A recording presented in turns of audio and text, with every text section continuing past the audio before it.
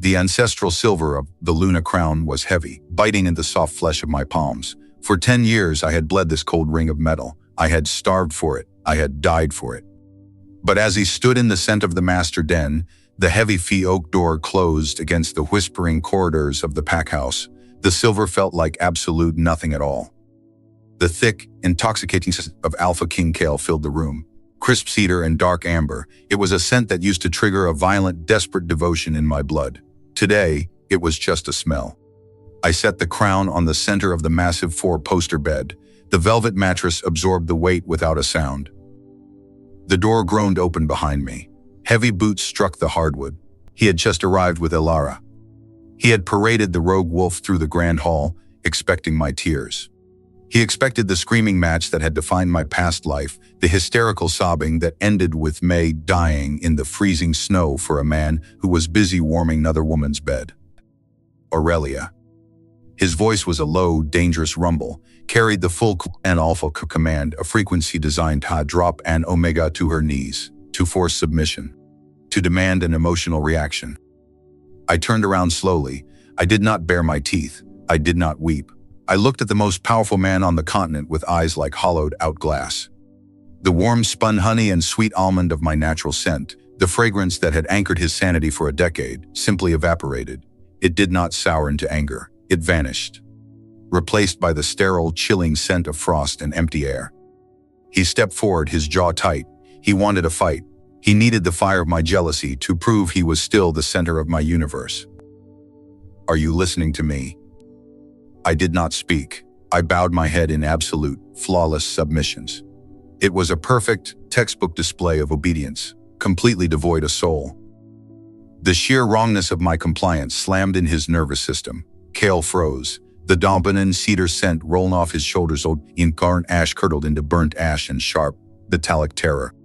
His rich amber eyes blew wide, frantically searching my blank face for a single spark of life. He found only a terrifying empty void. I stepped around him. My boots made no sound against the floorboards. I walked out the open door, leaving the heavy silver crown resting on the velvet. Behind me, the silence of my retreating footsteps shattered his mind. A wet, ragged gasp tore from his throat. The tether of our bond whipped back and struck him with the force of a physical blow. A phantom pain so severe ripped through the left side of his neck that he collapsed against the doorframe. The sickening sound of flesh tearing echoed down the hall. The Alpha King was frantically clawing at his own mating mark, his heavy nails digging in his own skin, howling in blind, visceral agony, for an omega had already shut him out forever. Which country are you listening from? Comment below and let me know where my story reaches you. The hallway stretching before me felt endlessly long, the ornate vintage rugs muffling my footsteps into ghostly quiet. With every step I took away from the master den, the temperature in my veins plummeted. It was a conscious, deliberate cooling of my biology, but it dragged a visceral phantom memory up from the darkest depths of my psyche. The chill creeping into my fingers was not just the draft from the vaulted ceilings. It was the absolute, paralyzing cold of the snowbank, where I had bled to death in a timeline that no longer existed. My mind violently pulled me backward, drowned me in the sensory horror of my first life. It was the dead of winter. The western borders of our territory had been breached by a massive, starving faction of rogue wolves. The warning howls had ripped through the pack mind, Link, a frantic, desperate drumming of primal panic. Kale was the Alpha King. He was the apex predator, the sworn protector of our lands. He was supposed to lead the vanguard into the freezing dark. But Elara had wept. She had orchestrated a brilliant, pathetic display of rogue fragility, a fabricated pan attack in the grand foyer just as the war horns sounded. Her cloying, sickeningly sweet vanilla scent had spiked with artificial terror, and Kale had folded instantly. He had wrapped his massive arms around her trembling shoulders, completely captivated by the illusion of a woman who needed him to save her from her own shadows. He had turned his back on the war. He had turned his back on me. Hold the line, Aurelia. He had ordered through the bond, his tone thick with distracted irritation. Hold the ridge until I can calm her down. I will be right behind you. I obeyed. I always obeyed. I was the dutiful, desperate, devoted Luna who believed my sacrifice would finally earn my mate's love. I rode out in the blizzard with a fraction of our enforcers. The wind on choir of dying animals, a choir eye of dying animals, whipping, the snowfall, a blinding white sheet. We were vastly outnumbered. The ambush was immediate and devastating. The air instant filled with the heavy, suffocating stench of wet fur, raw feral aggression, and the sharp, hot, metallic tang of spilled copper. I fought with the blind, manic ferocity of a woman trying to prove her worth to a ghost. I tore through flesh and bones, my own honey and sweet almond scent spiking with genuine life, altering terror. But loyalty is a terrible shield against starving teeth. A massive rogue brute flanked me in the chaos. The impact of his body slamming into mine felt like a mountain collapsing. I hit the frozen earth so hard my lungs violently expelled every ounce of oxygen. The sickening, visceral crunch of my ribs snapping beneath his immense weight echoed in my own skull. I could not breathe. I could not scream. The brute's heavy jaws clamped down with bone, crushing force tearing directly in the soft flesh of my throat. The physical agony was a blinding white, hot explosion that short-circuited my nervous system. My blood, hot and frantic, gushed violently from the ruined arteries, instant melting the pristine white snow beneath my head into a gruesome steaming pool of crimson. The cold air rushed into my torn windpipe with a wet, ragged hiss. My biological clock was ticking down in rapid, chaotic seconds. In a final desperate act of primal survival, I threw my entire fading soul in the mate bond. I bypassed the stand pack, link, and drove my psyche reach directly into the intimacy, sacred, tethering my mind to Kale's. It was psychic scream of pure, unadulterated agony. A plea for my alpha, a plea for my husband, a desperate, dying beg for him to pull me back from the dark. I felt his presence on the other side of the invisible tether. The connection sparked. I felt the ambient warmth of the pack house. I felt the heat of a roaring hearth fire, and I felt her. Elara's cloying vanilla scent clung to his aura like a thick, suffocating parasite. Kale was not rushing to his armor. He was sitting in the parlor holding her. My psychic scream hit his mind, carrying the metallic taste of my own blood and the freezing terror of my failing heart. For a microsecond, I felt his reaction. It was not panic. It was not a violent, protective rage. It was annoyance. A heavy, impatient sigh vibrated down the mate bond. "Do not interrupt us right now, Aurelia." His voice echoed in my dying brain, thick with dismissive irritation. "I told you to hold the line. Stop being dramatic." And then the ultimate execution. The heavy, impenetrable iron wall of his alpha block slammed down across the bond. He actively, intentionally severed the psychic tether to silence my dying screams so he could continue coddling his mistress. The backlash of the block hitting my fading consciousness. It was an ego death, my Turuaya. An ego so profound it fractured the very foundation of my soul. The warm, spun honey of my signature scent froze solid in my veins. The sweet almond withered and died. I lay paralyzed in the bloody snow, staring up at the dark, swirling blizzard, feeling the last microscopic drops of my devotion bleed out in the dirt. The cold took me completely. The void swallowed my vision, dragging me down in a terrifying, endless black abyss. And then the violent, breathtaking snap of the regression, the massive intake of oxygen as my eyes snapped open in my own bed. Hours Bocales returned the borders with the rogue in tow. My boots reached the bottom of grand staircase.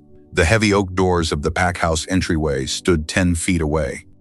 The memory of my death receded, leaving behind a perfectly sterile, emotionless vacuum in my chest. The cold of the snowbank was no longer a grave I feared. It was the armor I now wore. I reached out, my fingers wrapped around the cold iron handle of the front door, just as the distinct, sharp snap of a heavy timber echoed from the courtyard beyond. The heavy iron door groaned on its massive hinges, yielding to my pull.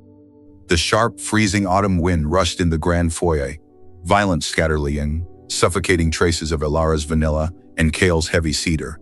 The air outside was pure, untainted. The snapped timber I had heard was merely a training dummy splintering in the distant courtyard, a mundane sound of pack life that I was suddenly entirely disconnected from. I stepped over the threshold, and my boots struck the cobblestones. The physical separation was immediate, but the biological metamorphosis occurring beneath my skin was monumental. As I walked across the sprawling, manicured grounds of the pack estate, I felt the final, microscopic threads of my old biology wither and die. The regression had not simply transported my consciousness backward through the timeline. The catastrophic trauma of bleeding to death in the snow had triggered a dormant, deep-rooted evolutionary failsafe within my DNA. My omega nature, the inherent genetic compulsion to nurture it. An alpha's stabilizing warmth had collapsed completely under the weight of betrayal. Nature abhors a vacuum, but my biology had decided the vacuum was the only way to survive. Something entirely new, sterile, and terrifying was blooming in my chest, the sovereign void. It was an absolute sensory retraction. The entire hierarchy of our kind is built upon a complex, invisible web height frequencies, and the constant, low-level static opaque mind, link. Alphas govern through heavy gravity, inducing sense that literally press against the nervous system of subordinates. Omegas soothe the violent edge of the pack through sweet, yielding fragrances. But my glands had completely ceased production. The warm spun honey and sweet almond that had defined my identity for a decade were entirely gone. My pores were now exhaling the scent of pure, impenetrable frost. I smelled of empty, sterile glass. I smelled like a dead winter night. I smelled of absolute nothing. I approached the outer perimeter of the estate, where a dozen elite enforcers patrolled the cobblestone path. These were massive, heavily scarred brutes, whose primal instincts were honed to razor perfection. Normally, as the Luna, my approach would trigger a wave of protective, comforting recognition. They would stand taller, their chests swelling, subconsciously drawing in my honeyed scent to settle their aggressive wolf natures.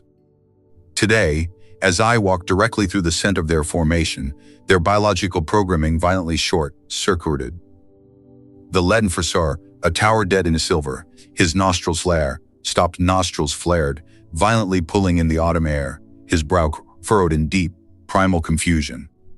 He looked directly at me, staring at my familiar face, but his inner wolf could not register my existence. The visual data told him his Luna was walking past, but his highly sensitive olfactory nerves report a terrifying, empty black hole. The absence of my scent was so unnatural, so completely contradictory to the laws of our species, that it triggered an instinctual, defensive dread. The enforcers shrank back, their heavy boots scraping awkwardly against stones, actively making a wide path near me. They were paralyzed by the sheer wrongness of my invisible aura. I was a ghost walking in broad daylight.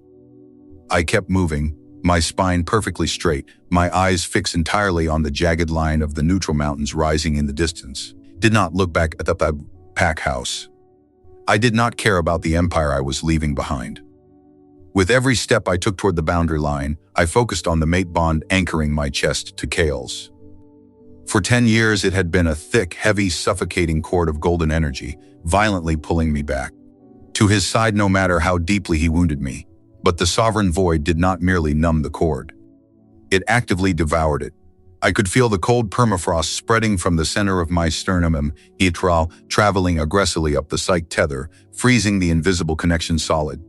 The relentless gravity of his alpha presence, the constant, demanding tug his possessive nature, was being systematically iced over. The frozen cord began to crack. Splintering fractures shot through the psychic link as I reached the massive iron boundary gates. The heavy gate stood open, the rusted iron marking the absolute end of the Alpha King's domain. Beyond this line lay the lawless neutral zone, a sprawling, untamed wilderness where pack laws dissolved into raw survival. In my past life, the thought of crossing this boundary alone would have sent me into a paralyzing panic attack. My omega biology would have screamed at me to return to the safety of my mate's territory. Now my height remained at a slow, clinical, undisturbed rhythm. I stepped past the iron gates. My worn leather boots struck the untamed dirt of the neutral territory. At that exact microscopic fraction of a second, Rosen mate bond shattered completely. It did not bleed. It did not drag out into a long, agonizing tear. It cauterized instantly, sealing my soul behind a wall of impenetrable ice. The low, constant static of the pack mind linked the thousands of voices and emotions that had buzzed in the back of my skull since childhood went utterly, beautifully silent. The absolute quiet in my head was the most intoxicating sensation I had ever experienced. I belonged entirely, exclusively to mice. I pulled my dark cloak tighter around my shoulders and began to walk up the mountain path.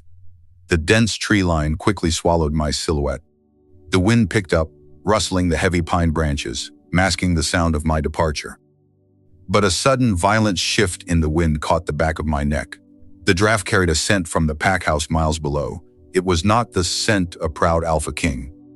It was a heavy, suffocating cloud of burnt ash, copper, and a raw, feral panic. So immense it tasted like poison on the air. A low, devastating sound vibrated through the bedrock beneath my boots. It was a fractured, unhinged roar, echo from the Grand Estate, carrying a level of biological agony that promised to tear the continent apart. I did not stop walking. I did not even turn my head. The silence of the neutral territory was absolute, but the atmosphere was tearing itself apart. When a massive biological tether is violently severed, it does not die quietly.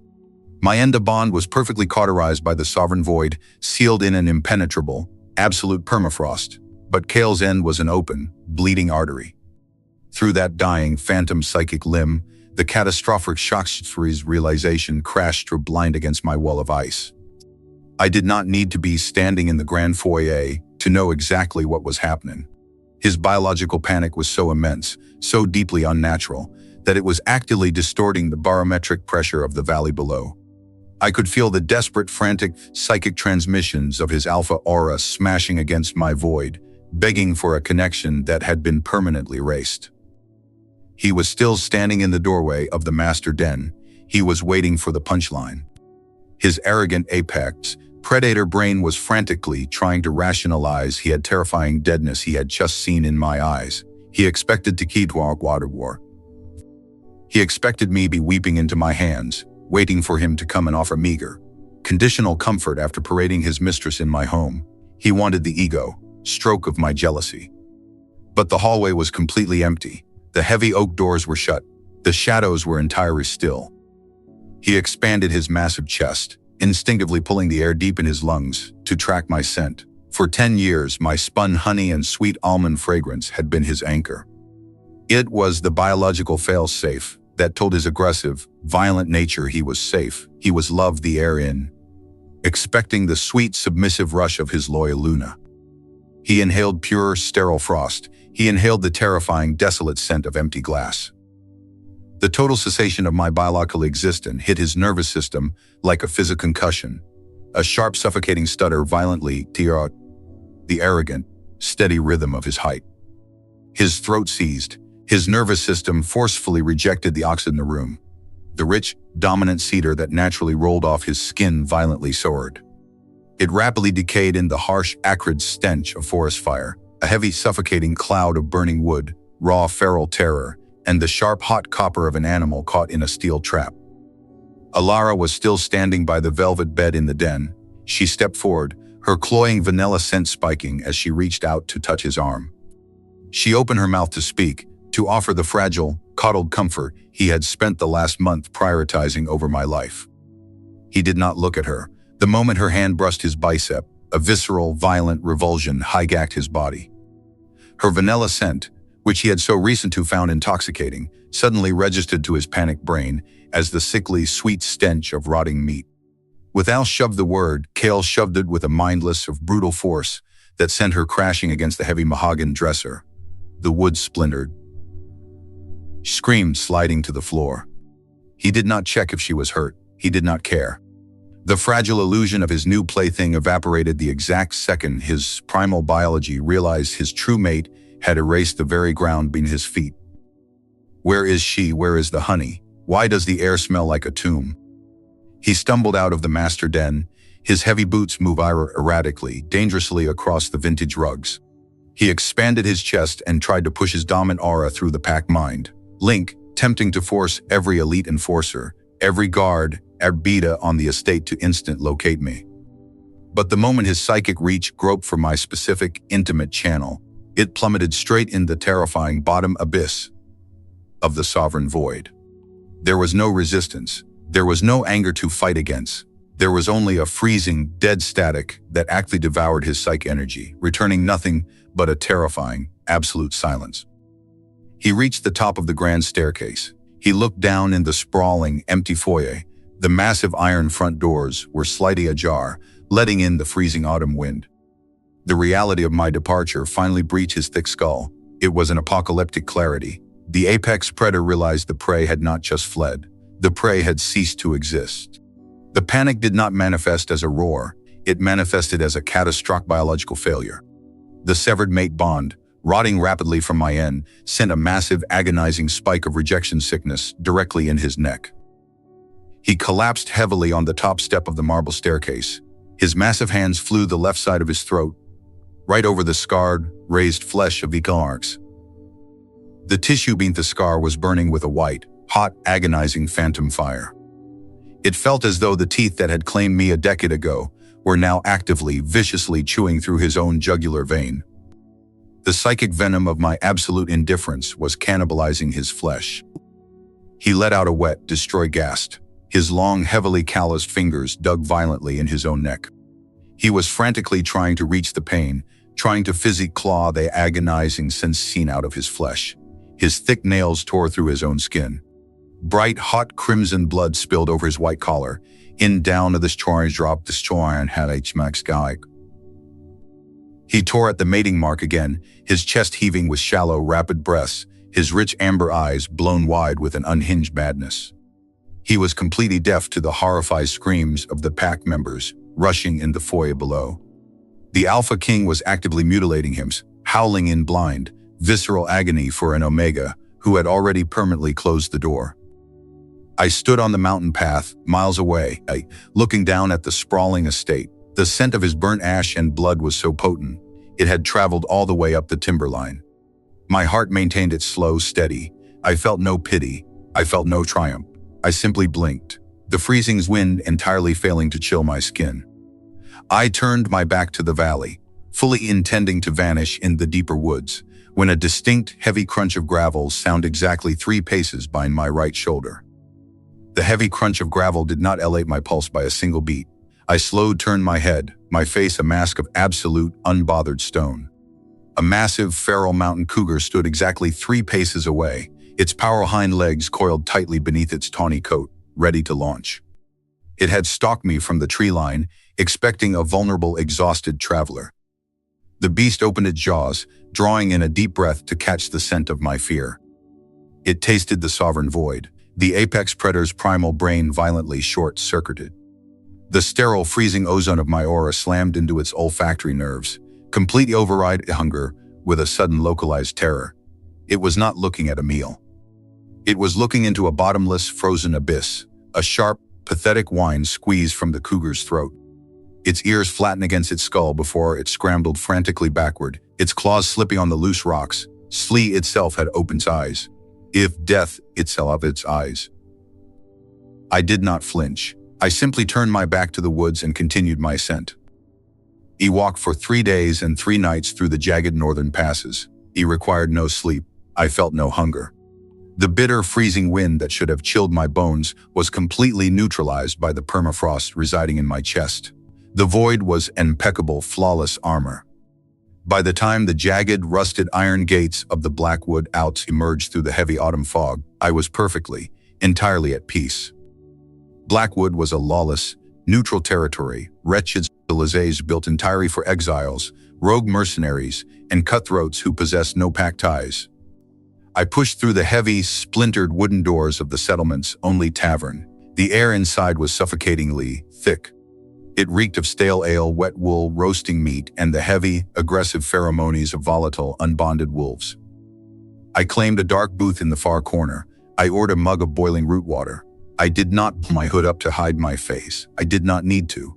The sovereign void rendered me biologically invisible. A group of heavily scarred rogues occupied the table right next to mine, laughing loudly and flashing their teeth, entirely unaware of my presence.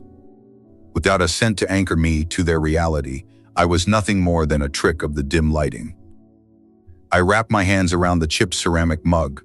The water was boiling, but the ceramic felt lukewarm against my eye palms. Then the heavy oak doors of the tavern did not simply open, they exploded inward.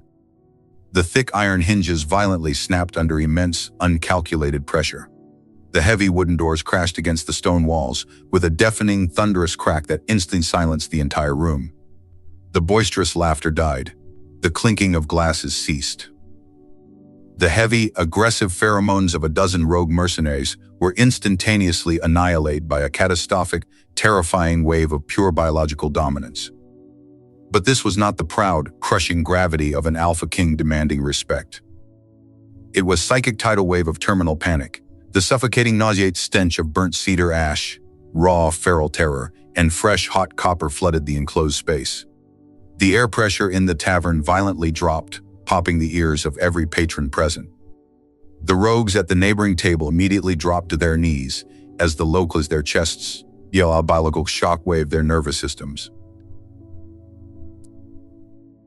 Kale stood in the ruined doorway. He was entirely unrecognizable. The majestic, untouchable monarch of the Western continent was a mangled, bleeding shadow. His regal midnight blue velvet coat was torn to shreds, caked in thick mud and dried blood from days of manic, restless tracking. His broad shoulders were hunched, trembling violently under the invisible, crushing sword of the rejection sickness tearing through his heart. His golden amber eyes were completely bloodshot, sunken deep in dark, bruised hollows, frantically sweeping the dim room. The left side of his neck was a horrific, gruesome massacre of his own making. The pristine white linen of his undershirt was soaked entirely through, bright crimson. He had clawed his own mating mark down to muscle, desperately trying to dig the phantom agony out of his flesh. He had not tracked me by my scent. He had tracked me by the chilling, terrifying vacuum I left in my wake. He had followed a trail of dead space. His dilated, frantic gaze snapped to the dark corner booth. He saw my plain dark cloak. He saw the smooth, unmarked skin of my hands resting calmly on the wooden table. A ragged, wet gasp tore from his ruined throat. It was the sound of a drowning man breaking the surface for a single desperate breath. He stumbled forward. He completely ignored the terrified mercenaries cowering on the floorboards. His heavy mud-caked boots dragged awkwardly across the room. Every step he took toward me was a biological war against his own failing heart, his chest heaving irregularly as the severed rejected his crossmandasser stressot. He stopped exactly 3 feet from my table. The manic, desperate heat radiating from his massive frame clashed instantly with the freezing ozone of my void. Instinctively drawing upon the deep ancestrality of his alpha bloodline, a pure tragic reflex. My rocks.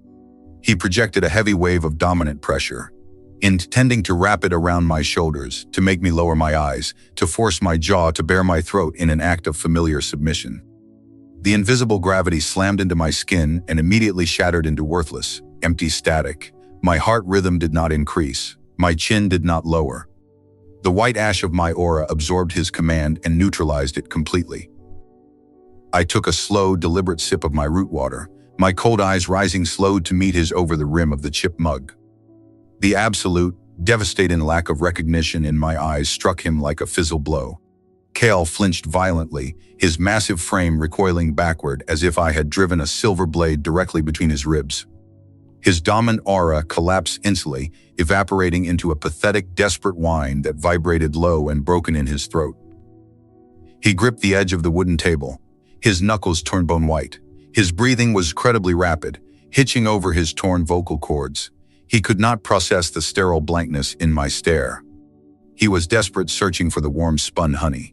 He was searching for the fragile girl who had spent 10 agonizing years waiting by the window for his return. His strong jaw worked frantically, but no grand royal decree came out. He did not order me back to the pack house. He did not mention Elara, or the crown, or the broken bond. His fractured mind bypassed the colossal spiritual ruin entirely, hyper-fixating on a microscopic, irrelevant detail to keep his brain from snapping. He stared at the chipped ceramic mug in my hands, his golden eyes wide with a strange, obsessive horror. "This water is foul." His voice was a ruined, gravelly rasp, completely devoid of an alpha's commanding resonance. He reached out with a violent, trembling blood-soaked hand, his thick fingers hovering near the mug but terrified to actually touch the ceramic. "You are drinking dirty water. The draft from that broken door is hitting your shoulders. You are freezing. Why are you sitting in the dark? I will buy this tavern. I will burn it down and build a fire. You cannot sit in the dark." It was a stunning, pathetic display of broken instincts. The most powerful king on the continent was literally bleeding to death from a severed soul, and he was having a severe biological panic attack over the quality of my tea. I set the mug down on the wooden table. The dull, heavy thud echoed in the tense silence of the room. I did not correct him. I simply kept my hands perfectly still as his bleeding fingers hovered inches from my skin. A single drop of his fresh crimson blood falling from his torn knuckles and splashing directly on the rim of my cup.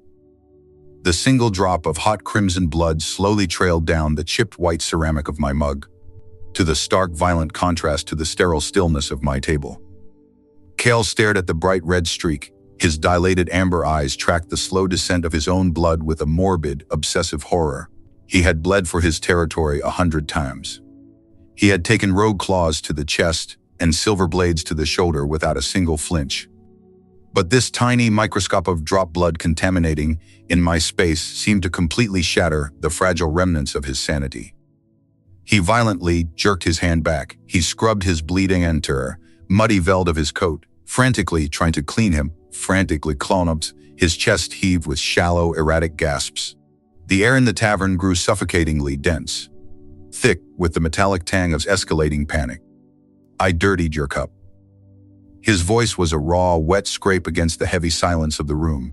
He reached out again, this time with his muddy, blood-soaked velvet sleeve, desperately trying to wipe the ceramic clean.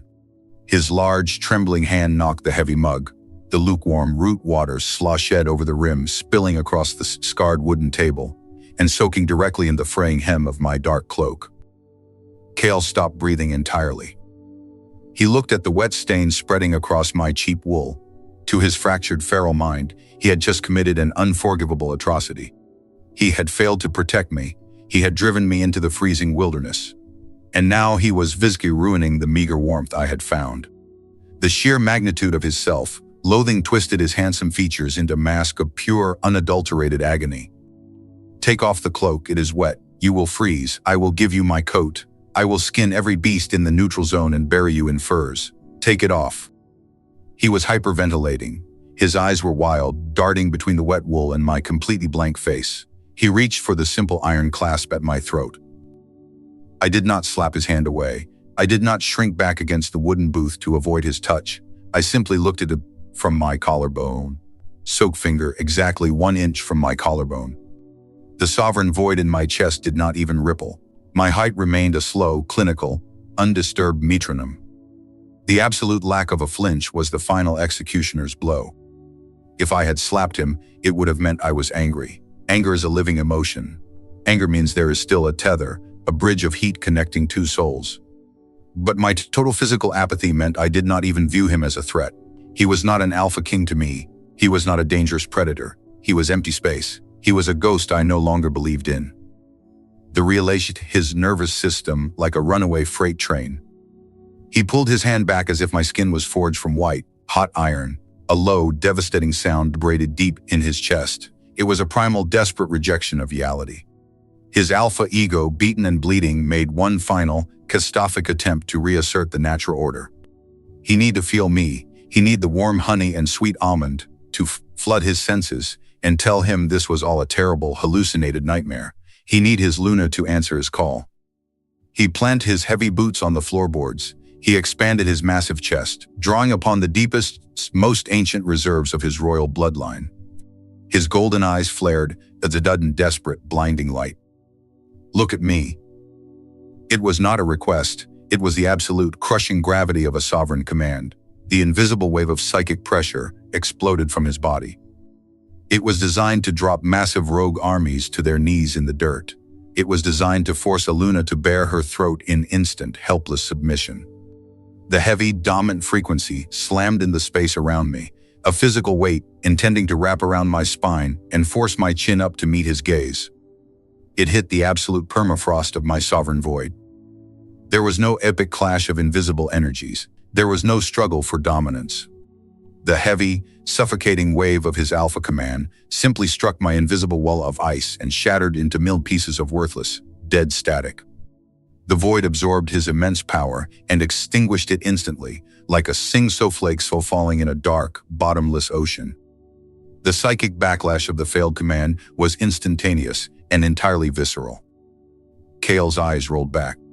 A sickening wet crack echoed from inside it as the masses of dominance he violently rebounded, strike his own heart with the force of battering ram. The rejection sickness, starved of my scent and fueled by his own redirected alpha command, actively began to cannibalize his cardiac system. He dropped to his knees. The heavy impact of his mass body hitting the floorboards shook the entire tavern. Both of his heavy blood-soaked hands flew to his chest. His thick fingers dug frantically in his torn velvet coat, clutching at the muscle over his violently spasming heart. He let out a wet, bubbling gasp, his jaw locked open in a silent, agonizing scream. The sheer physical pain of the severed bond was tearing his organs apart. The dominant cedar scent rolling off him turned completely rancid, overwhelmed entirely by the smell of burnt ash, terror, and dying flesh. The thick, horrific scabs on the left side of his neck, where he had previously clawed his own mating mark, suddenly burst open on the massive spike in his blood pressure. Fresh, hot crimson poured down his collar, staining his white shirt anew. He was suffocating on dry land. Its biology activa terminated itself because the host it belonged to had ceased to exist. I looked down at him. He was curled on his side in the dirt and spilled ale, a broken, trembling heap of pure muscle and ruined velvet. The most terrifying warlord in the Western Hemisphere was actively dying at my feet from a broken heart. I placed a silver coin on the dry edge of the table to pay for the root water. I stood up. My movements were slow, fluid, and entirely unhurried. I stepped around his thrashing, massive frame, my worn leather boots completely avoiding the blood pool around his knees. I did not look back as he walked toward the splintered doorway. But just as my foot crossed the threshold in the freezing autumn night, the heavy, frantic scrape of his fingernails, digging violently in the wooden floorboards right behind my heel, forced the tavern into a dead, terrified silence. The sound of tearing wood echoed behind me. His fingernails dragged across the cheap, splintered floorboards of the tavern, acting as physical anchors for his ruined body. You're listening to this story on the Alpha King Secrets channel. Are you enjoying today's story? Let us know what you think in the comments below. Now, let's get back to the story. I stepped over the threshold, and in the freezing autumn night, the air outside was sharp and biting, swirling with the heavy threat of early snow. It brushed against my face, perfectly matching the absolute stillness inside my chest. I did not increase my pace. I simply began to walk down the muddy, unpaved street of the Neutral Outpost. The heavy thud of a massive body hitting the dirt sounded immediately behind my back. Cale had not walked out of the tavern. He had thrown himself blindly through the broken doorway. His alpha logic, the supreme calculatings that governed armies and navigated complex territorial treaties, had completely and violent collapsed. Does not crawl. A reigning monarch crawl. An apex predator does not drag his bleeding chest through the freezing mud of a lawless settlement, but he was no longer an alpha king. He was a starved, feral thing, entirely consumed by the catastrophic failure of his own biology. He scrambled the thick sludge of the street. His heavy breathing was a wet that tore through the quiet. He was hyperventilating. His massive chest heaved with short, frantic, inadequate gas. His lungs were desperately trying to pull oxygen from an atmosphere that his body no longer recognized as survivable. Without the warm spun honey and sweet almond of my presence to regulate his nervous system, the raw, unfilled air of the neutral zone felt like inhaling crushed glass. I stopped, not out of pity, but because his massive, trembling frame had lunged forward, physically blocking the narrow dirt path. He stayed on his hands and knees, the freezing ankle, deep mud. The rich midnight velvet of his royal coat absorbed the filthy sludge, weighing him down like a lead shroud. The freezing rain began to fall, slicking his dark hair to his skull and washing the fresh crimson blood from his torn neck down in the collar of his pristine white shirt. He was shivering violently. The invincible warlord, a man who possessed the internal body heat to survive a blizzard bare-chested, was shaking like a fragile dying leaf. He planted his bleeding hands in the mud, right in front of my worn leather boots. He lifted his head. The sparse street lamps of the outpost cast a sickly, flickering yellow glow across his face. It was a terrifying mask of primal ruin. His golden amber eyes were completely blown out, the pupils dilated so far they swallowed the irises entirely. He stared up at me, his jaw working frantically, his chest hitching with a terrifying rapid-fire rhythm. He was taking 50 breaths a minute, but he was actively suffocating on dry land. He could not process the sovereign void. His brain simply refused to compute the dead, hollow glass of my eyes. For a decade, my face had been the mirror of his absolute power. When he smiled, I had beamed with desperate devotion. When he frowned, I had scrambled to soothe him. Now, he was bleeding out at my feet, and I was looking at him with the clinical, detached boredom of a stranger waiting for a delayed carriage. The sheer cognitive dissonance was shattering his mind. To protect whatever tiny muskox sanity remained, his brain violently deflected. He could not but he could not acknowledge the dead eyes. He could not acknowledge the severed bond. So, he poured the entire catastrophic weight of his biological panic in the dirt. These stones are too sharp. His voice was a broken, feverish whisper. He was speaking directly to my boots. He did not dare look up at my face again. His bleeding fingers pawed frantically at the thick mud surround my feet, blindly digging into freezing earth. The stones will cut through your leather. Why are you standing in the mud? I need to pave this road. I will bring the royal masons. I will tear down the mountain and build you a bridge of smooth marble. You can't walk in the dirt. It is too cold. The mud is freezing your toes. It was the pathetic, obsessive babbling of a man entirely divorced from reality. He was frantically throwing handfuls of freezing mud out of my path, tearing his fingernails on the hidden, jagged rocks beneath the sludge. He was bleeding heavily into the puddles, obsessing over the temperature of my boots, while my own heart was actively tearing itself apart in his chest. He was trying to exert absolute control over a puddle of dirty water, because he had entirely lost control of his universe. The acrid, nauseating stench of his burnt ash and raw terror rolled over my boots in heavy, suffocating waves. It was a pathetic scent. It was the smell of a god realizing he was entirely mortal, and that his mortality was utterly dependent on a woman who felt absolute for his suffering. Yes. I looked down at the top of his dark, rain-slicked head. I watched his broad, muscular shoulders shake with silent, violent suppressed sobs as he permafrosted my chest. Did not fall. The white permafrost in my chest did not thaw. It did not even crack. I simply observed the mechanics of his breakdown with a mild, sterile curiosity. He paused his frantic digging. Bleeding hands hovered over the mud. The hyperventilation suddenly hitched, locking his chest in a terrifying, rigid paralysis. He stared at a single pristine drop of freezing rain resting on the scuffed toe of my right boot. His jaw trembled. A low, agonizing whine built deep in his ruined throat, carrying a frequency of such profound, apocalyptic despair that the stray dogs hiding in the alleyways began to whimper in response. He slowly, agonizingly leaned his massive frame forward, let his arms give out completely as he buried his bruised and bleeding face directly into the freezing mud beside my heel. I left him lying in the freezing mud of the street. The rusted iron sign of the Blackwood Outpost Inn swung violently on its heavy chains above my head, screaming against the bitter autumn wind. I paid the heavily scarred innkeeper with a silver coin, taking the cold iron key a room on the top floor. The warped wooden stairs groaned deeply beneath my boots. The narrow corridor smelled of stale tallow wax, cheap ale. I unlocked the heavy door. The room was a miserable, freezing square of forgotten space. A single narrow cot pressed against appealing water, stained wall, a large cracked window rattled frantically against the howling gale outside, letting in a steady, biting stream of freezing air. I sat on the edge of the thin mattress. I did not pull my dark cloak tighter. My core remained at a perfect, steady zero. The heavy wooden door did not click shut. A massive, muddy hand caught the rotting timber just before the iron latch could fall. Cale slipped in the room. He did not push the door open with the heavy, arrogant stride of a sovereign monarch.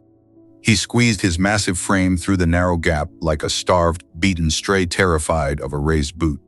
The heavy, suffocating stench of burnt cedar ash, mud, and the sharp, hot metallic tang of own blood instantly overpowered the stale tallow of the inn. He was a complete physical ruin. His midnight velvet coat was plastered as sludge of the street. Massive chest, wet, ragged, wet, erratic breaths. He did not look at me, he did not dare. His dilated, bloodshot golden eyes darted frantically around the tiny room, active avoiding my face. He was searching. His fractured feral brain was desperately seeking he could actuate. A tangible threat he could eliminate he could eliminate to prove his worth. He found the window. The cracked pane rattled violently in its rotting frame, a harsh gust of freezing wind blowing the frayed, moth-eaten curtains inward. His pupils locked on the draft as if it were a rogue assassin holding a silver blade to my throat. He stumbled across the tiny room. His heavy mud-caked boots dragged awkwardly over the uneven floorboards. He collapsed heavily onto his knees in front of the windowsill, his broad shoulders completely blocking the glass. The rotting wood of this frame is warped. The hinges are completely rusted through. His ruined voice, a frantic, breathless rasp, his heavy, bleak-ained each still once more at sides the Hawaiian. Tia. His thick fingers left dark, smeared streaks of fresh crimson across the filthy pane. He was shivering violently, the rejection sickness rapidly deteriorating his dense muscle mass. But his entire focus was hyper-fixated on the microscopic gap between the wood and the glass. The wind is coming right through. It is blowing directly on the cot. You will catch a chill in your blood. The air is too thin up here. You cannot sleep with this draft. I will fix it. I will seal it. He was not begging me to return to the pack house. He was not screaming about the severed bond, or apologizing for Alara, or demand his Luna back. He was entirely stripping his royal ego, ignoring the colossal, apocalyptic spiritual ruin of our connection to Ubus, complete over a broken window in a lawless tavern. He reached for the heavy gold collar of his ruined royal coat. We ripped the expensive midnight velvet he raised his scarred babon entire off his broad shoulders. He bunched the thick, muddy fabric in his bleeding hand and began frantically stuffing it in the open cracks along the windowsill. He was packing his royal crest, the physical sacred manifestation of his centuries, old bloodline, into rotting wood to stop a draft I could not even feel. His knuckles scraped brutally against the splintered sill, peeling the skin back to the raw tissue, but he did not stop. He tore at the pristine white linen of his undershirt, ripping long, ragged strips of the exist to wedge into the upper corners of the pane. He was actively dismantling his own armor, shredding his kingship to build a pathetic, desperate barricade against the cold. I watched him bleed over the rotting wood. The sovereign void inside my chest remained perfectly still. I did not feel a single pang of sympathy. I did not feel the sudden, overwhelming Omega urge to rise from the cot, to take his bleeding hands, to soothe his frantic mind with the warm scent of honey.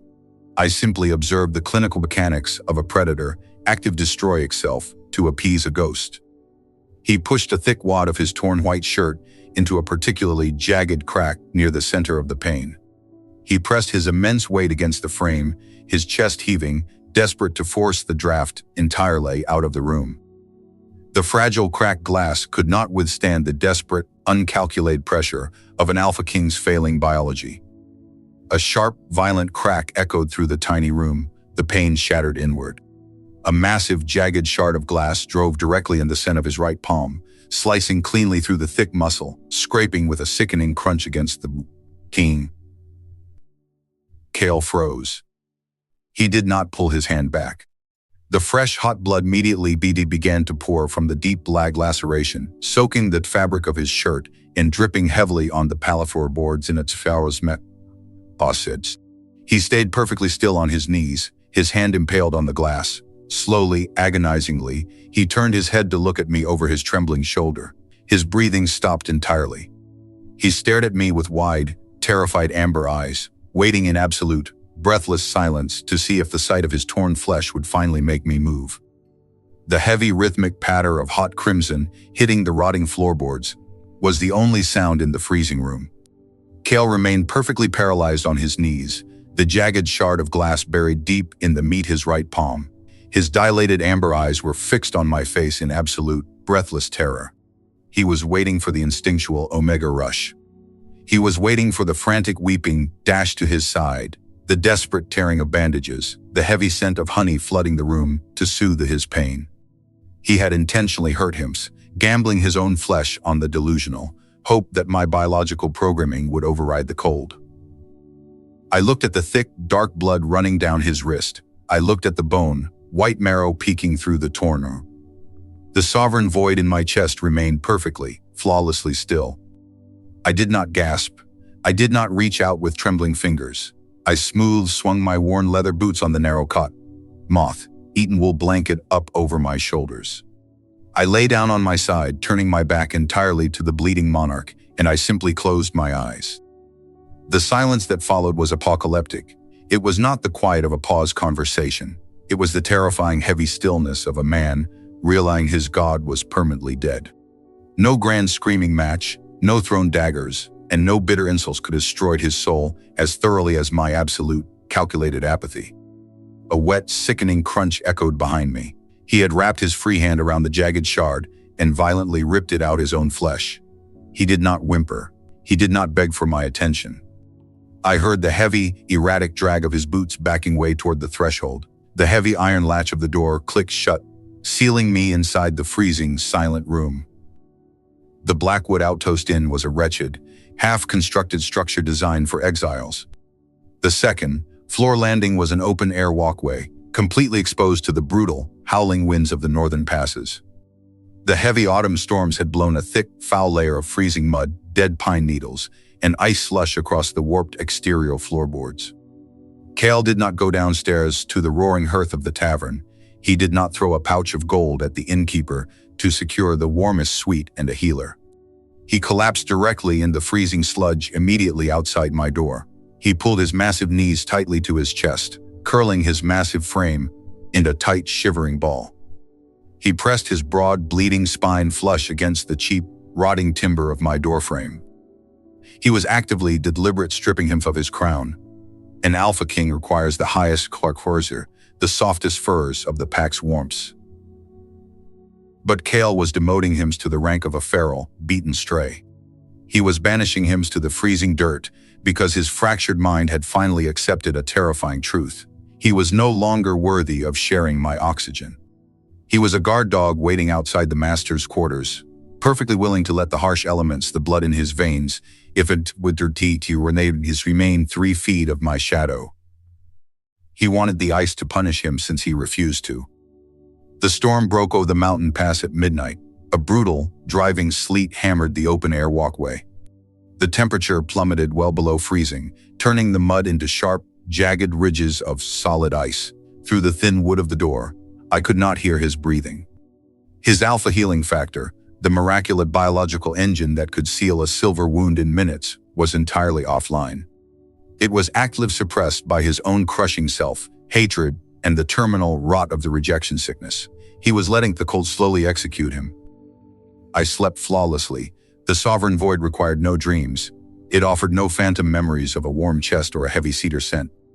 I closed my eyes and existed in a perfect, undisturbed vacuum for 8 solid hours. The psychic static of the world was beautifully, permanent muted. Dawn broke with a pale, sickly gray light creeping through the shattered window pane. I opened my eyes. My muscles were perfectly fluid, entirely untouched by the bitter cold that had turned the spilled water on the floorboards into solid ice. I stood up, adjusting the collar of my dark cloak, and walked toward the heavy wooden door to continue my journey. I pulled the iron latch. The door groaned open, scraping heavily against something massive blocking the threshold. Cale's body slumped sideways as the door moved, his massive weight no longer supported by the timber. He was covered entirely in a thick, shimmering layer of white frost. The freezing mud was caked solidly in his dark hair and the ruined, torn remnants of his undershirt.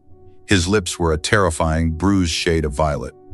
His golden eyes were closed tight, his breathing so shallow it was virtually undetectable. But his ruined, bleeding hands were not resting limply at his sides. They were tightly cupped together in his lap, fiercely protecting a tiny, mice-cock speck of color against his frozen chest. I looked down at the massive frost-covered obstacle blocking my exit. The Alpha King of the Western Continent was a frozen, pathetic heap of ruined velvet and shivering muscle. The brutal sleet had fused his torn undershirt to his pale skin. The thick, jagged scabs on his neck, where he had violently clawed his own mating mark, were covered in a thin layer of rime. The sudden creak of the wooden door breaking his makeshift shelter pulled him from his catatonic state. A harsh, rattling breath stuttered past his violet lips. His eyelids fluttered, the frozen crystal clinging to his dark lashes scraping against his cheeks. He slowly, agonizingly forced his head up.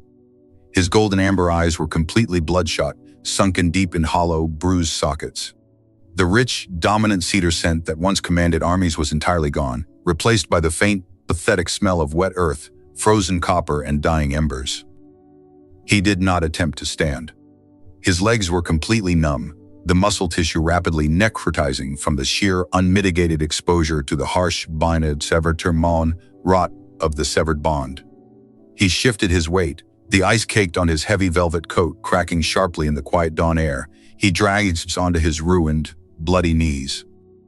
He did not look at my face. He kept his head bowed, his chin nearly resting against his shivering chest. His massive, trembling hands were still tight cupped together in his lap, guarding his secret with the manic, desperate ferocity of a starving beast, protecting its source more spalabsal. Slowly, his thick, bruised fingers began to uncurl. The deep laceration across his right palm from the shattered window glass had frozen over, sealing the gruesome wound with a thick layer of hardened, black blood. As his hand parted, a brilliant, impossible speck of color was exposed to pale morning light. It was a frost lily, a macroscopic fragile blue blossom that only grew in the deepest, most impenetrable permafrost of the northern peaks.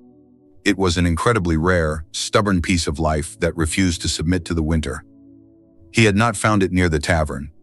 I had dragged the Tom, dying body out in the storm while I slept, crawling through the black wilderness on his hands and knees. He had blindly dug through the frozen earth with his bare hands, tearing his fingernails, complete flower us, the nail beds, to pull this single, pathetic flower from the rocks. The delicate, translucent blue petals were smeared with the thick, dark crimson of his own blood. The fragile green stem was violently crushed between his trembling fingers, the roots still clinging to a clump of freezing mud. He held the ruined flower up toward my leather boots. His massive hands shook so violently the petals vibrated. I found it under the ice. His voice was complete destroy. It was a hollow, echoing rasp, barely louder than the freeze wind whipping across the open-air walkway. He stared at the bloody blue petals with a terrifying, unhinged obsession.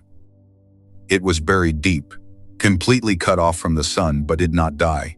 It did not die. It is strong. It is so perfectly strong. It does not walk.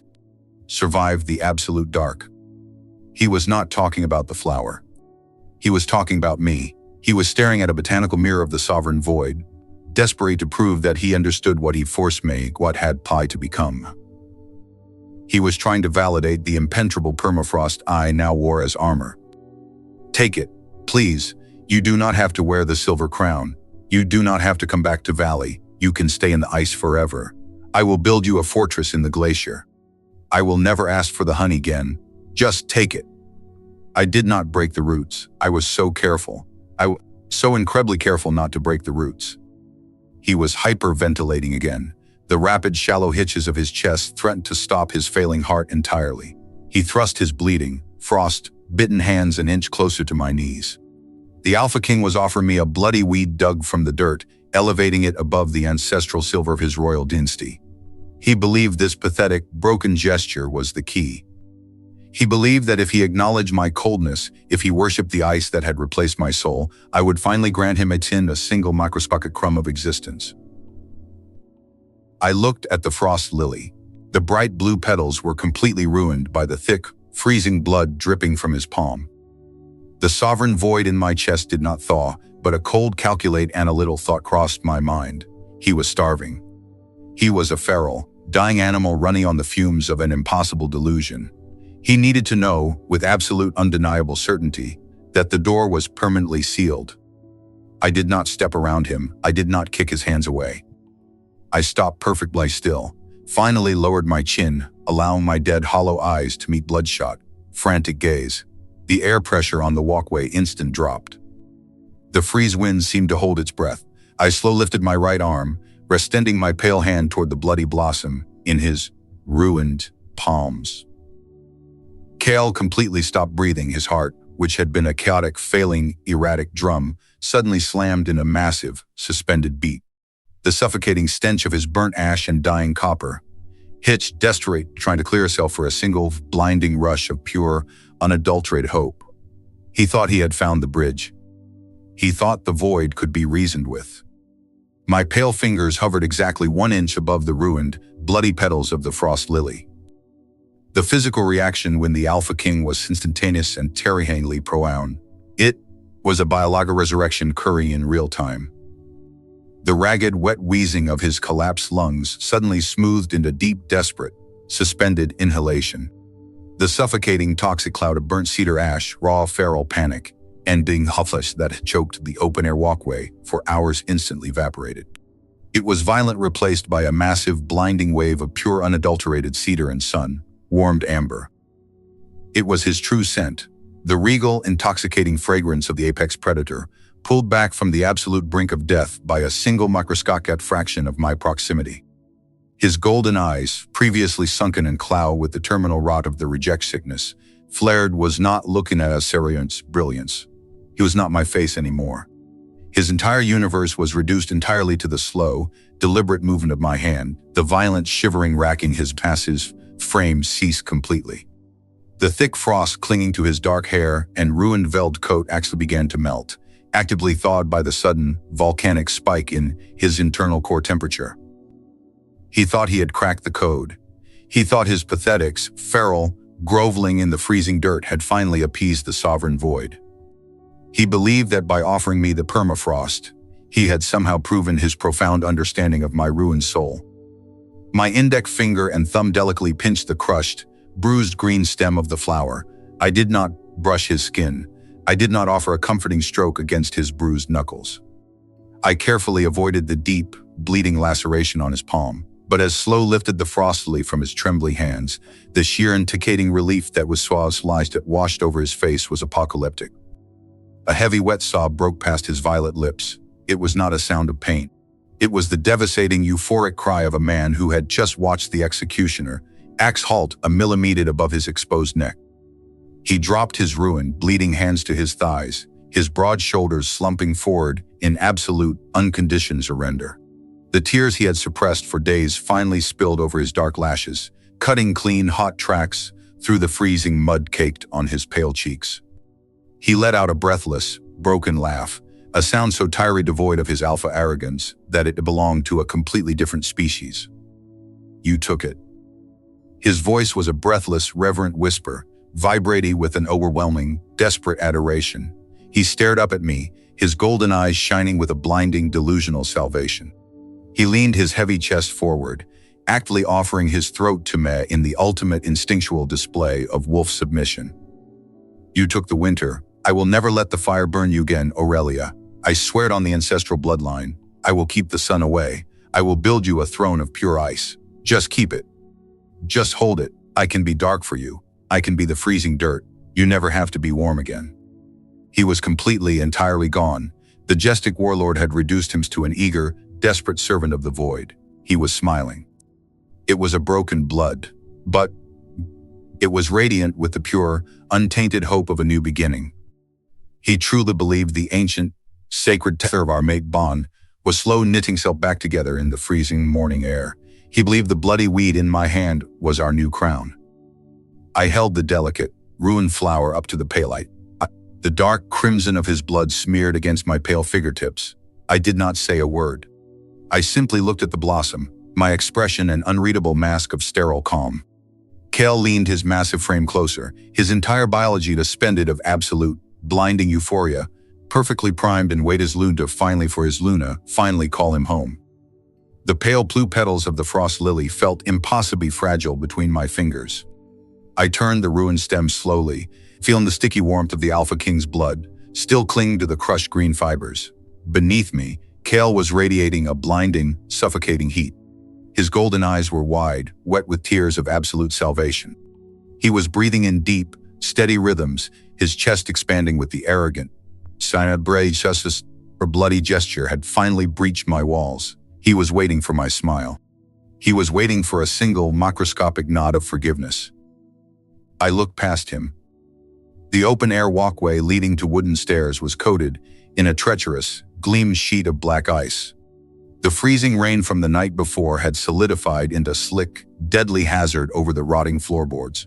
My worn leather boots lacked the heavy iron grips of enforcer combat gear. Walking across that specific patch of timber would require careful, calculated traction. I lowered my hand. Kale's breathed in pure, agonizing anticipation. He thought I was reaching down to place the flower in his hair or to press the delicate petals on the freezing skin of his bruised cheek. He leaned into my shadow, his jaw trembling with a violent, ecstatic devotion. I opened my fingers. The frost lily dropped from my grasp.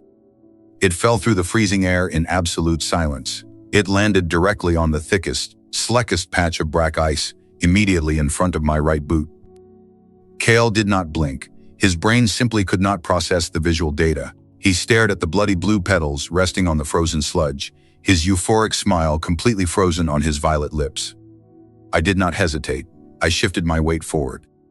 I brought my heavy leather boot down directly onto the flower. I did not stomp on it with dramatic malice.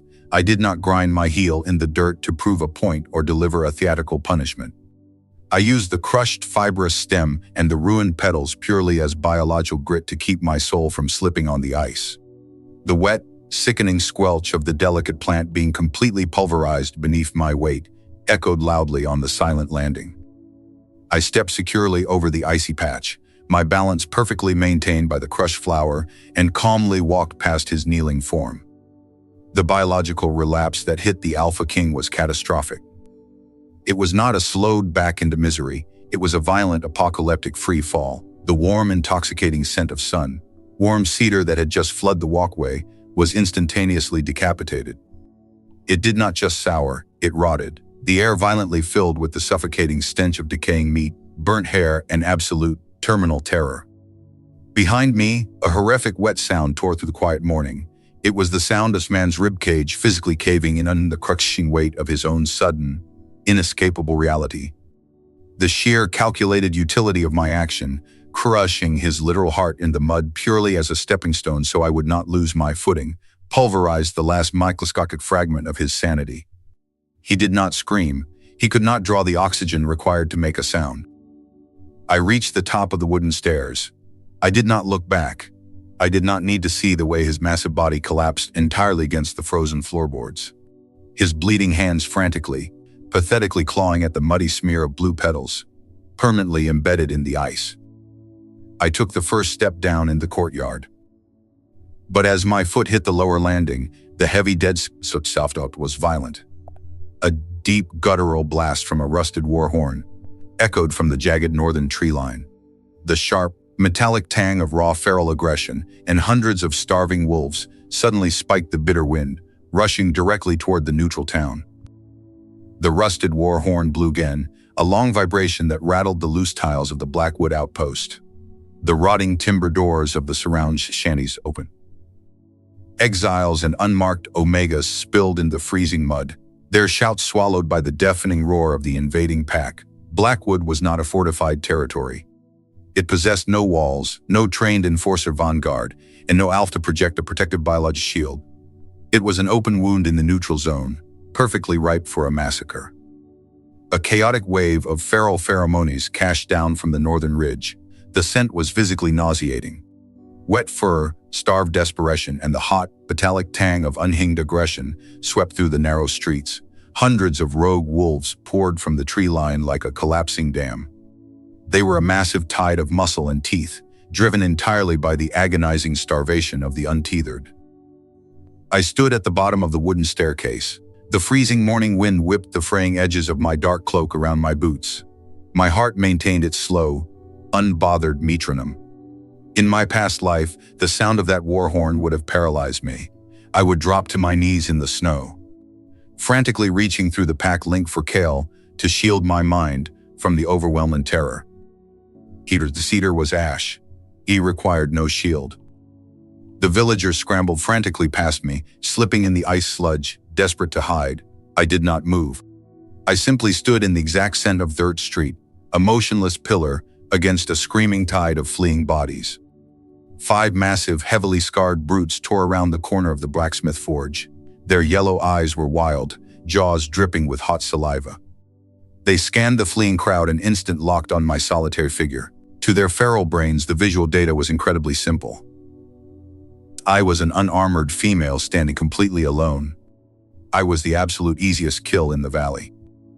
The lead rogue, a towering beast with half his snout torn away, let out a rattling snarl. He launched his massive body forward, heavy paws tearing deep gouges into the frozen mud. The other four flanked him instantly in a perfect hunting formation. I could feel the rhythmic vibration of their charge in the soles of my boots. I could see the steam rising from their snapping jaws.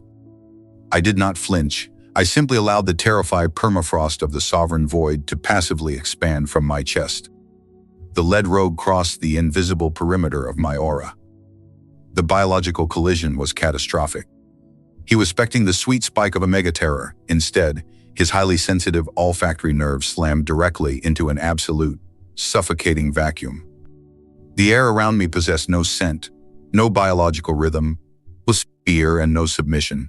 Encountering the void was the equivalent of running full speed in a bottomless black ocean. The beast's primal brain violently panicked, the aggressive hunting drive instant flatlined, ridden by a fundamental terror of the unknown. He violently aborted the charge. He threw his massive weight backward, his heavy claws screeching against the sharp rocks beneath the mud. His hind legs gave out entirely, collapsing under the sudden shock to his nervous system. He slid through the freezing sludge, crashing heavily into the wooden post of the inn just inches from my boots. The other four brutes suffered the exact same biological short circuit. They scattered frantically, their bodies colliding in their desperate scramble to get away from the dead zone. A chorus of sharp whines erupted from their throats. They pressed their bellies flat to the freezing dirt, actively shivering under the immense weight of my absolute indifference. I looked down at the lead rogue cowering by my boot. He only knew that to touch me was to cease existing. But a larger, darker shadow suddenly eclipsed the pale morning sun. The true leader of the rogue faction, a colossal warlord covered in fresh blood, round the corner. He saw his vanguard cowering in the mud before a single woman. His chest expanded with furious pride.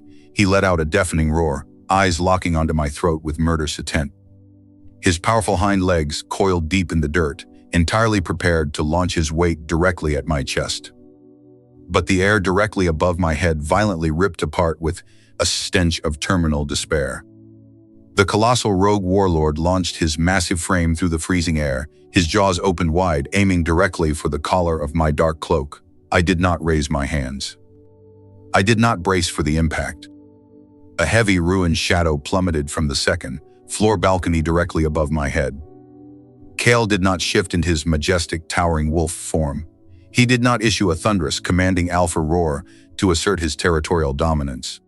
He dropped from the rotting timber like a heavy dead stone, throwing his battered human body directly into the path of the airborne beast. The physical collision was a sickening, bone-shattering explosion.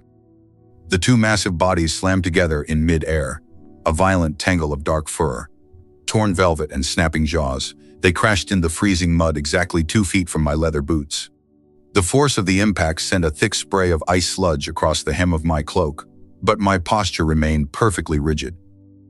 The rogue warlord recovered instantly, his feral brain enraged by the sudden interference.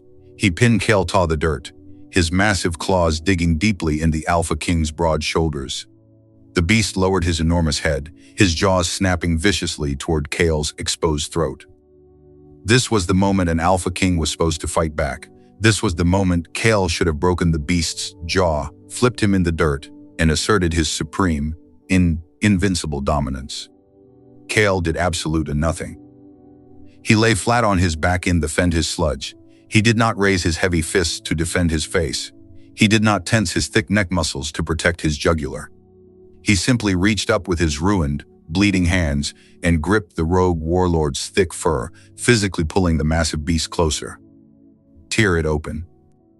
His voice was a ragged, breathless, euphoric rasp. He was not talking to me. He was giving the feral beast a direct order to execute him. Let her watch you do it. Make it bleed, show her I am paying the toll. The rogue warlord's jaws clamped down brutally on Kale's left shoulder, teeth sinking cleanly through the torn velvet coat and burying deep into the heavy muscle and bone. A horrific crunch echoed over the screaming village. Hot, bright crimson violently erupted from the wound, spraying across the frozen dirt. Kale did not scream, he did not thrash. He smiled. It was a terrifying, unhinged blood, stained smile. His golden eyes rolled wild toward my boots, his pupils dilated with absolute manic salvation. He was experiencing pure, biological ecstasy as his own flesh was ripped apart. He believed the physical agony was a currency. He believed every drop of royal blood spilling in the mud was buying back a microscopic fraction of my soul. He was happily, eagerly throwing his life in the incinerator because he thought the warmth of his burning corpse would finally thaw my ice. The sheer psychotic lack of resistance terrified the rogue warlord. A wolf fights to survive. A wolf fights to dominate. The beast's primal brain could not comprehend an apex predator active demanding to be eaten alive. The hot, suffocating of Kale's terminal despair and twist euphoria flooded the beast's nostrils. The rogue tried to pull back. He tried to unlatch his jaws and retreat from the madman in the mud. Kale refused to let him go. "You do not get to stop. She needs a biting." Kale's massive arms locked around the beast's thick neck with a sudden, impossible strength forged entirely from biological hysteria. With a sharp, sickening twist of his broad shoulders, Kale violently snapped the warlord's neck. The heavy crunch of the cervical vertebrae giving way was instantaneous. The massive rogue collapsed, instantly dead, his heavy weight dropping fully onto Kale's bleeding chest. Kale shoved the heavy carcass off his body, his breath hitching in wet, ragged gas. He lay in the mud, his left shoulder a ruined, mangled mess of torn flesh and exposed bone. The thick crimson pooled rapidly around his chest, staining the pristine white snow that had just begun to fall. He did not attempt to sit up. He did not clutch his bleeding shoulder. He simply turned his head, his cheek resting flush against the freezing mud, and stared directly at the soles of my boots. "I kept the blood off your leather." His ruined whisper barely carried over the howling wind. He bleeding to death in the street, and his only concern was the cleanliness of my shoes. I did not offer him a nod of gratitude. I did not bend down to inspect the gruesome wound. I simply watched his golden eyes slowly begin to glaze over as his heart struggled to pump blood through his rapidly failing system. But before the total darkness could claim his vision, the ground beneath our feet began to vibrate with a sudden, synchronized, terrifying rhythm. Heavy iron boots stomped across the distant bridge. A massive wave of pure, aggressive territorial energy slammed in the valley. 50 elite royal enforcers marched in the Blackwood outpost, heavily armed and tracking their missing king, freezing in absolute horror as they took in the massacre at my feet. The heavy, synchronized thud of 50 iron-shod boots came to a violent, shuddering halt. The elite royal vanguard, the most lethal disputous executioner on the western continent, formed a massive, impenetrable black wall at the edge of the outpost square. Their heavy armor clanked sharply in the bitter, freezing wind. They had tracked their missing monarch through treacherous passes for days, expecting to find him slaughtering rogue factions or holding violent court in a conquered territory. Instead, they found the apex predator of their ancient bloodline bleeding out in the freezing mud. His left shoulder was a mangled, horrific ruin of torn flesh and exposed bone, and he was staring up at the boots of a woman who was looking at him with the sterile, empty boredom of a winter glacier. A collective, suffocating wave of biological panic instantly spiked in the air. The heavy, dominant pheromones of 50 alpha-blooded warriors violently crashed in the nauseating scent of dying copper and burnt cedar ash roll off their king. Vance, the tower command of the vanguard, broke formation. His heavily scarred face was entirely drained of color. He sprinted across the frozen dirt, his heavy broadsword clattering loudly against his armored thigh. He did not look at me. His entire focus was fixed on the catastrophic bleeding ruin of his monarch. "My king, you are hemorrhaging. We need a healer immediately." Vance dropped heavily to his knees in the ice sludge, his thick, armored hands out to press down on the massive, gaping wound in Kale's shoulder to stop the massive arterial spray. It was a pure instinctual act of deep pack loyalty. A wet, unhinged snarl ripped from Kale's ruined throat. "Do not touch me." The command entirely lacked the heavy, crushing gravity of an alpha king. It carried the manic, psychotic ferocity of a starving, rabid dog desperate to sting a rotten bone. Kale violently swatted Vance's heavy hands away with his good arm. The sudden, jerky movement sent a fresh wave of bright crimson spraying across the white snow. But Kale did not even flinch. "You are blocking her light. Move your shadow. You are making the mud too cold for her boots. Vance froze completely. The seasoned commander, a brutal warrior who had slaughtered entire rogue armies without blinking, recoiled in absolute, visceral horror.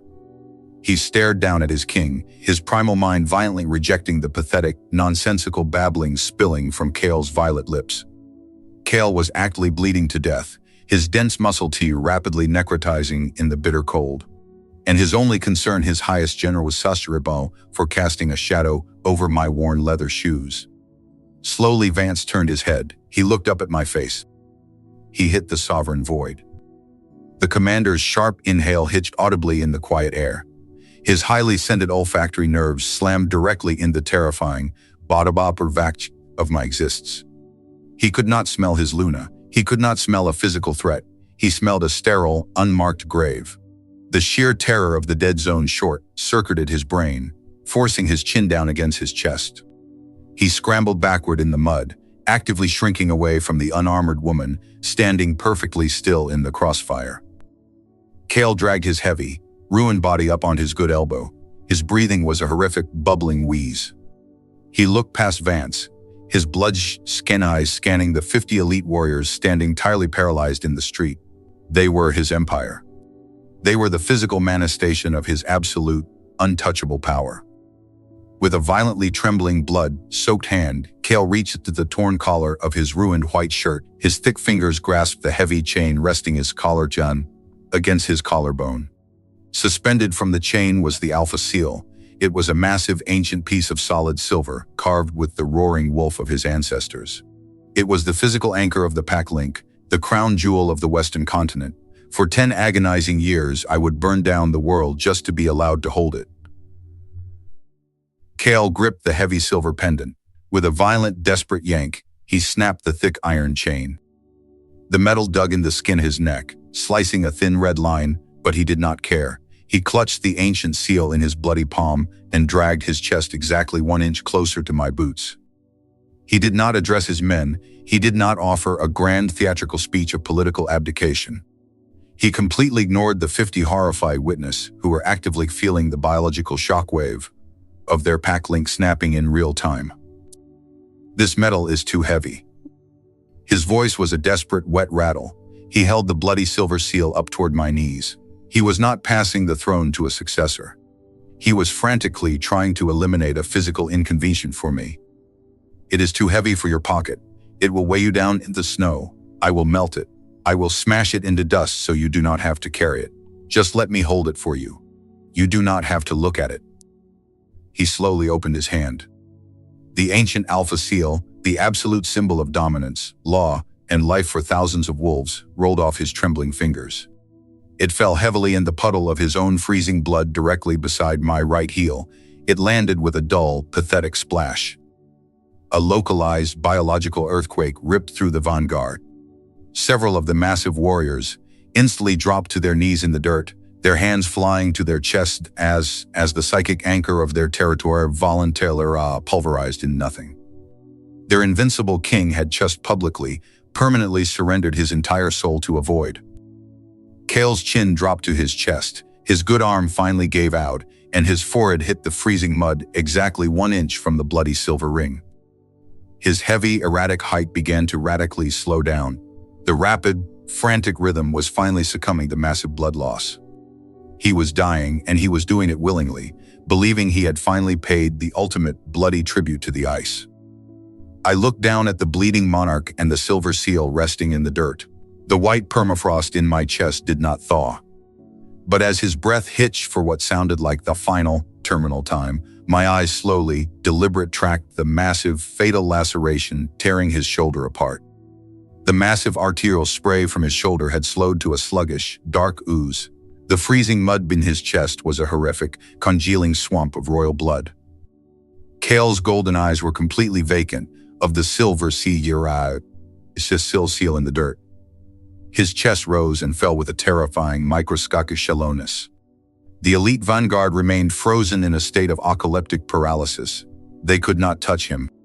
His final, unhinged command had anchored them to the spot, their biological actively forbidding them from interference as Chira King's chosen execution. I looked at the mangled flesh. The sovereign void in my chest did not flood with the frantic, hysterical warmth of an omega trying to save her mate. It felt absolute nothing. There was no desperate urge to weep, no sudden blooming of honey and sweet almond to soothe his dying mind.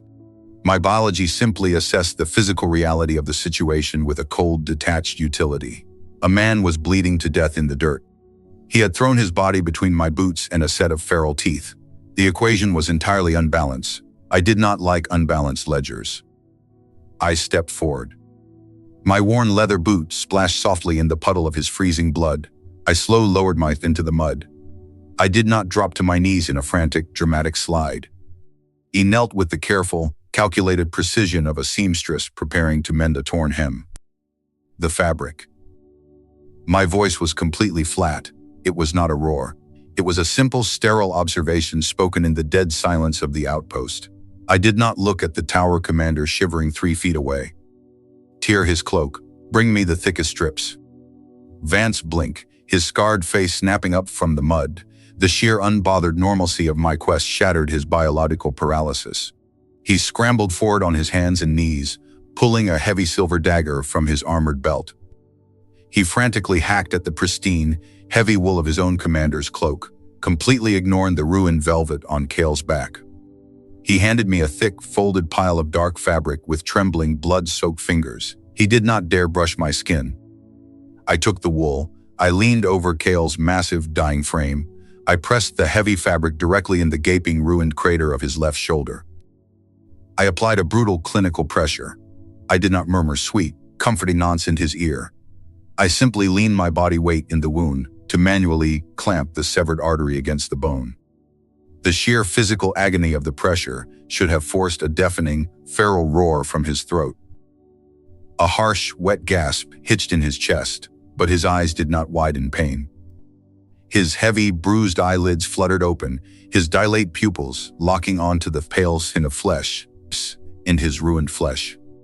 The dark crimson of his blood was rapidly staining the sleeves of my plain gray cloak. "You are ruining your clothes." His voice was a breathless, euphoric whisper. He was bleeding to death under my hands, his muscle tissue screaming in absolute agony, and he was staring at the red stains on my cuffs with a look of pure, unadulterated worship.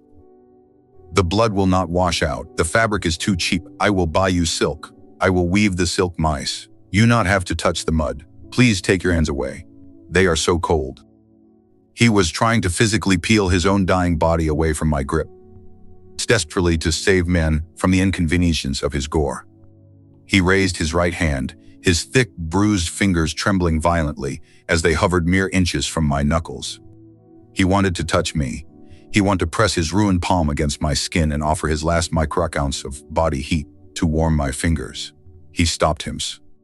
He actively forced his arm back down in the freezing slush, terrified that his touch would contaminate the absolute perfection of my indifference. "Hold still." He pressed harder into the wound. The thick wool rapidly soaked through, but the massive arterial flow finally began to clot under the extreme pressure and the freezing air.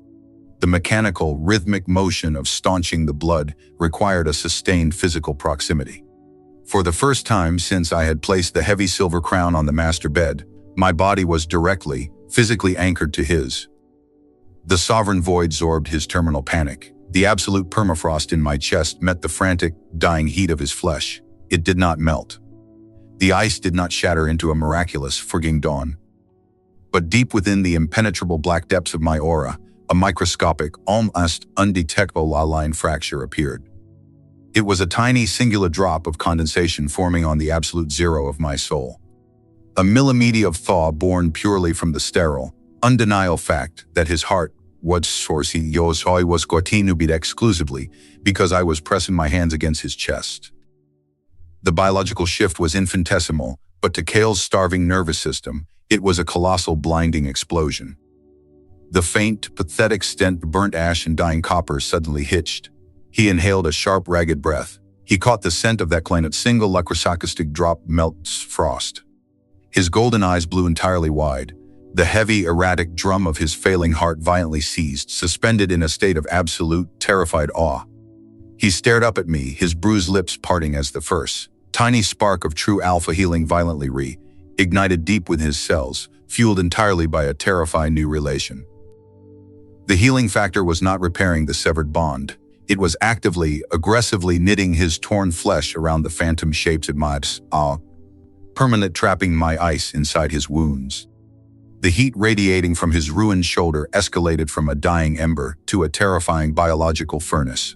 I kept my weight pressed against heavy wool. Beneath my palms, the gruesome, instinctual mechanics of an alpha king cellular regeneration engaged. The torn muscle fibers violently stitched them back at the blood. Soaked fabric, the splintered bone, fused with a series of dull, sickening clicks.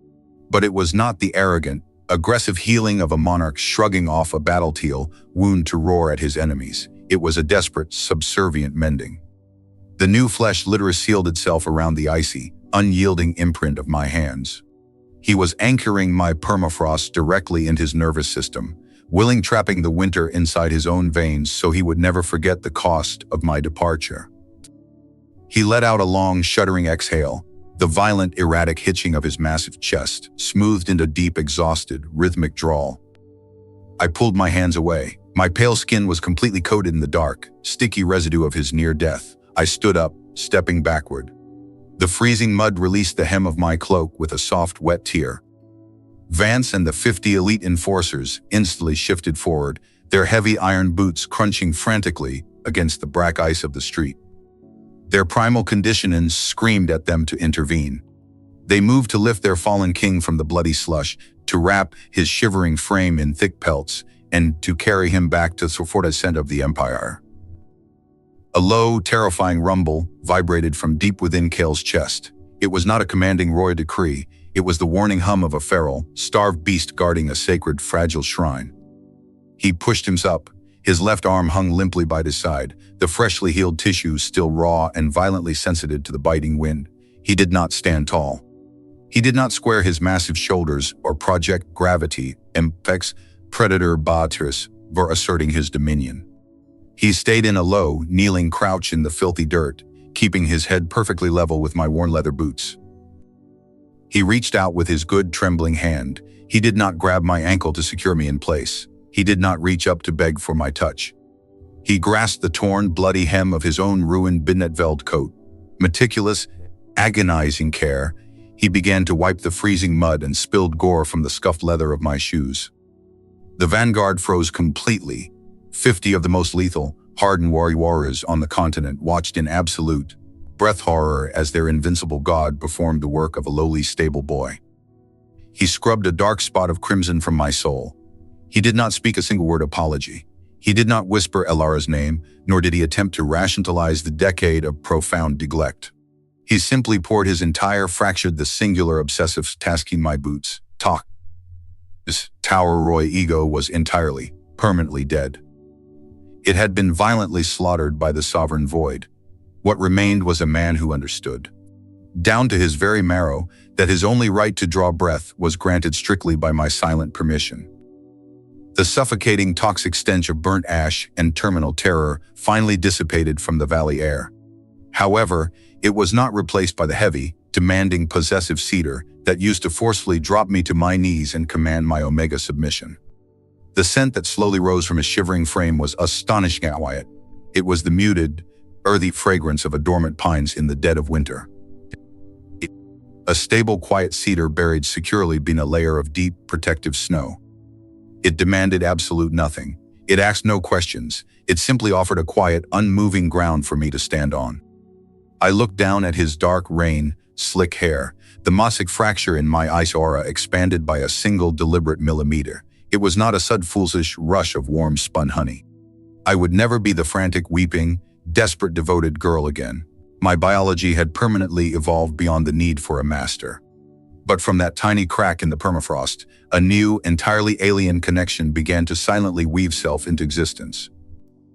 It was not a thick, suffocating golden cord of alpha dominance. It was thin, flawless of spun silver, cold, equal, absolute, unbreakable. It extended from the absolute zero of my chest and quietly, carefully anchored itself to the raw, steadily beating muscle of his heart. Kale felt the silver thread attach. His massive shoulders trembled violently under the freezing rain. He stopped scrubbing the leather of my boot. He slowly, reverently lowered his bruised forehead until it rested gently against the clean toe of my shoe. He breathed in the pure, sterile frost of my scent, pulling the void deep in his healing lungs like a drowning man inhaling his first, desperate breath of pure oxygen. He did not try to turn the frost into fire. He simply accepted the absolute cold as his new, eternal gospel. I did not pull my foot away. I allowed his heavy, ruined body to rest in the frozen dirt at my feet. The violent storm above us finally broke, the heavy swirl gray clouds parting just enough to reveal the pale, sharp light of the morning sun. The light reflected off the pulverized fragments of the silver Alpha Seal scattered in the bloody mud. Vance, the tower command of the vanguard, slow stepped forward. He bypassed Kale's kneeling form entirely. The massive warrior stopped exactly 3 feet from me. He unbuckled his heavy iron broadsword, letting the massive weapon crash carelessly into the slush, and dropped to both knees. Behind him, in perfect Terrafingernasen, 49 elite executioners crashed to their knees in the dirt. 50 massive heads bowed perfectly toward me, exposing their thick, vulnerable throats to the chilling wind. Vance kept his eyes fixed entirely on the mud beneath my boots, his rough voice trembling with a terrifying absolute reverence. Awaiting your command. The journey back the Western Valley was entirely silent. The snow began to fall as we left the lawless outpost, masking our tracks in a pristine white sheet. The 50 elite executioners of the Royal Vanguard did not march in a protective, suffocating ring around their king. They marched in a flawless, defensive phalanx entirely around me. Kale did not walk ahead to lead the formation. He walked exactly 1/2 step behind my right shoulder, his heavy boots carefully matching the rhythm of my worn leather shoes. The shadow of the continent's most lethapex predator was permanently, willingly leashed to my heel. We passed through the massive iron gates of the Pack estate. The Granfoy did not smell of Alara's cloying vanilla, nor did it carry the heavy, crushing cedar of alpha dominance. The rogue had been banished to the lawless Outwest the exact moment, whispered Kanda. The estate was silent, and the thousands of pack members stood in the sprawling courtyard, their heads bowed, actively holding their breath as the terrifying, absolute zero of my sovereign void washed over their biologicist. I did not return to the master den. I ordered the massive 4-poster bed hauled into the cobblestone courtyard and burned to ash. I stood on the marble balcony and watched the velvet immolate, the smoke carrying away the last phantom traces of a decade of desperate, unrequited weeping. The ancestral silver Luna crown was salvaged from the ashes. I did not place the heavy ring of metal back on my head. Instead, I summoned the royal blacksmith. The heat of the forge was immense, but it did not warm my skin. I stood over the anvil, watching the flames consume the old world as I ordered him to melt the ancient crown down. Mixing the liquid silver with the pulverized, bloody dust of Kale's shattered alpha seal. From the ruined metal I forged simple, adorned bands, cold, heavy, absolute equal. The new laws of the Western Empire were written not in blood, but in ice. The inherent, genetic right of an alpha to project a commanding gravity-inducing aura over a subordinate was criminalized. Any wolf who attempted to force an omega to bare their throat through psychic pressure was permanently exiled into the dead zone. The grand hierarchy was lay flat under the sheer, terrifying weight of my permafrost. The pack link was no longer a chaotic, buzzing hive of anxious demands. It was a perfectly quiet, serene network, stabilized entirely by the sterile, unbothered static of my aura. I claimed the massive obsidian throne in the center of the grand hall. Kale not reclined with the identical seat mine. He did not recline the arid shara, sprawling posture of a sovereign god. He sat with the rigid, impeccable stillness of a high guard. His golden amber eyes rarely scanned the vast room for threats. They remained perpetually, obsessively fixed on the smooth, pale skin of my wrists, forever waiting in absolute, breathless silence for a single microscopic command that I rarely nader to give. The suffocating terror of his past failures, by the quiet, dormant impine of his new scent, safely buried beneath the impenetrable glacier of my existence. When the time came to secure the biological legacy of the pack, it was not born from the frantic, violent frenzy of a primal rut. The physical union was deliberate, agonizingly slow, entirely stripped of the toxic, burning ego that had so brutally murdered me in my first life. Kale approached my chambers as a mortal approaching a sacrificial altar. His massive, scarred hands trembled with a terrifying, absolute reverence before they ever dared to touch the hem of my nightgown. He did not seek to ignite a fire in my blood. He worshipped the freezing cold. He worshipped the unreadable, dead glass of my eyes, kissing the pale scars of my skin as if he were drinking directly from a holy, frozen river. The heirs we eventually brought into the world did not carry the suffocating, demanding golden tether of the ancient dominant bloodlines. They were born with eyes like shattered diamonds, perfectly calm, possessing the beautiful, terrifying quiet of the winter storm deep within their tiny lungs. They did not scream fluorescent. They simply existed in the perfect, undisturbed peace of the void. The history of the Alpha King and his devoted, tragic mate was violently erased from the continent. I did not just survive the fire of his arrogance. He extinguished the flame entirely, leaving behind a kingdom of beautiful, eternal frost. Her story has come to an end. Please like, subscribe, and comment your thoughts. Disclaimer: this video is a work of fiction created with the assistance of artificial intelligence. All characters, settings, and events depicted are entirely imaginary and are not intended to represent real-life people or situations. Please view for entertainment purposes only.